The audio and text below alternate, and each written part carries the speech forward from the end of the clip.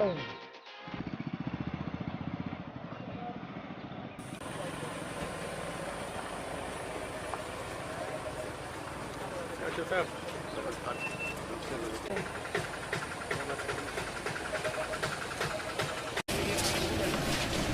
शमशान की एक दीवार गिर गई और कुछ नहीं।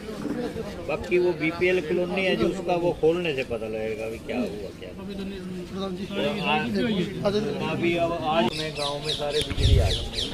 5-6 दिन तो बिल्कुल कट होता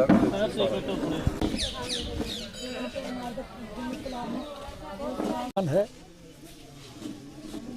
फसल तो रही नहीं, खत्म हो गई, लेकिन घरों में पानी चला गया, उन घरों का बड़ा नुकसान हो गया। लोगों का सारा सामान रह गया, खाने का कोई प्रबंध नहीं है। सरकार की तरफ से तो आके फोटो तो खिंचवा लें, लेकिन कोई मदद नहीं की। जो नुकसान हो गया उसकी भरपाई सरकार ने तो नहीं करनी, लेकिन परिस्थितियां बदल रही हैं। इस सरकार का पतन निश्चित है, और जब हमारी सरकार आएगी तो फिर आपको सारी सुविधाएं मिलेंगी।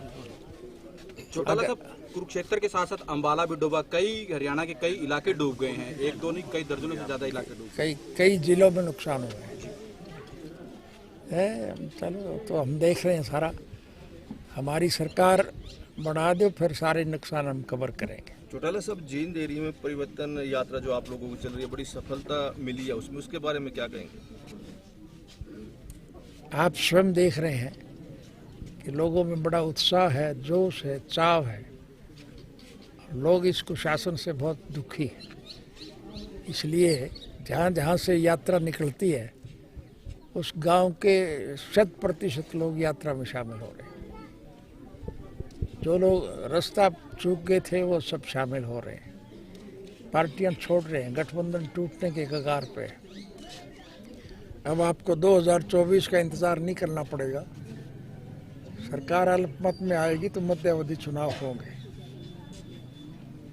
और चुनाव जब होंगे तो आज तो मेरे कहने की आवश्यकता नहीं, अब तो दरो दीवार पे एक बात लिखी जा चुकी है कि जब भी चुनाव होंगे हरियाणा प्रदेश में इंडियन नेशनल लोकदल पार्टी की सरकार बनेगी। क्योंकि लोग तुलनात्मक दृष्टि से देखते हैं, आज तक जितनी भी सरकारें बनी हैं, अगर लोगों के हितार्थ कोई अच्छा काम करने वाली सरकार थी तो वो इंडियन नेशनल लोकदल ही थी। लोग उसको याद कर रहे हैं, इसलिए अब उसको दोबारा ताकत में लाना चाहेंगे। चौधरी साहब, चौधरी वीरेंद्र, चुनाव मैं अपने बारे में नहीं कह सकता। हमारे चुनाव का फैसला हमारी पार्टी करेगी।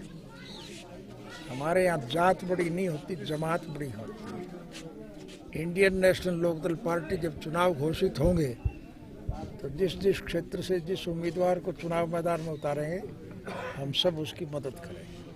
चौटाला साहब, आप चुनाव लड़ेंगे अगर आपको कानून इजाजत देता है, क्योंकि अभय चौटाला जी का भी बयान आया है, आप चुनाव लड़ेंगे अगर कानून इजाजत देता है? कानून तो इजाजत दे ही देगी, कोई दिक्कत ही नहीं है। और चुनाव मुझे लड़ना है, लड़ूंगा मैं।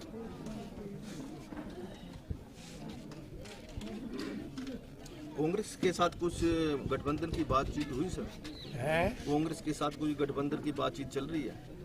हमारा किसी से कोई द्वेष नहीं है, हमारा किसी से कोई विरोध नहीं है।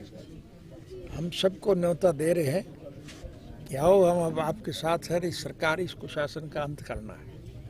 इस कुशासन से हर आदमी दुखी है, किसान, मजदूर, कर्मचारी, व्यापारी, सब के सब नाराज हैं, और वो सरकार बदलना चाहते हैं। और लोगों की निगाह में इंडियन नेशनल लोकदल पार्टी के अलावा कोई दूसरी पार्टी ऐसी है ही नहीं जिसे सरकार की जिम्मेवारी सौंपी जाए। मुख्यमंत्री मनोहर लाल का एक नया बयान आया कि दुष्यंत चौटाला के साथ हमारा एक सरकार बनाने के लिए गठबंधन है, ना कि आके चुनाव लड़ने को लेकर। इसके बारे में क्या कहेंगे? मैं इस मामले में कुछ नहीं कहना चाहूँगा। उनका गठबंधन चलेगा कि नहीं चलेगा ये भविष्य के गर्भ में है। ये ना अभी तक खट्टर को पता है, ना दुष्यंत को पता है कि क्या होगा। भविष्य के मुतल्लिक किसी को कोई ज्ञान नहीं है। हमें एक बात का यकीन है कि जब भी चुनाव होंगे मौजूदा सरकार का पतन जरूरी है। इससे हर आदमी आज दुखी है, नाराज। आप जितने भी खड़े हों मैं आप सबसे खास तौर से पत्रकारों से एक बात जरूर कहना चाहूँगा कि जब कभी भी सत्ता पक्ष के लोगों से मिलना हो आपका, उनसे एक प्रश्न जरूर पूछ लेना कि ये कर्जा किस बात का है।